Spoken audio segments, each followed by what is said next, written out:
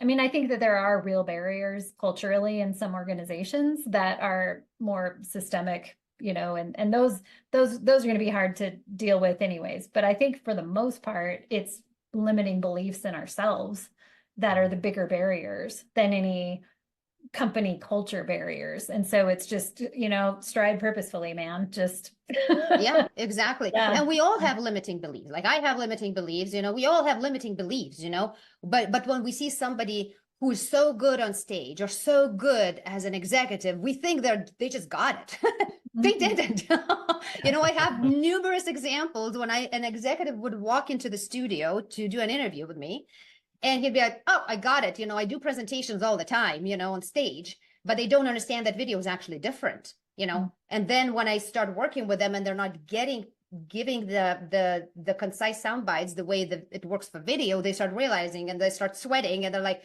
they start losing confidence, right? It's like, my God, I walked in knowing what I'm doing, and now I'm like a total fool because I have no idea what I'm doing, right? So my job is to help them understand as well the difference, that stage presence is very different than on-camera presence. You have to understand the distances of the camera. How do you communicate if you're on a spot-on interview, in an event, somebody like a blogger or whoever comes and says, hey, I heard you on stage. Can you give me a soundbite here on the camera, right? They have to know how camera works. They have to know where they need to look, right? Do they talk to the person? Do they look at the lens? Because it's completely different vibe, depending where you look, right? Yeah. Yeah. And say with stage, do you fill in the stage or do you just walk, your head down and mumble under your mouth, Right.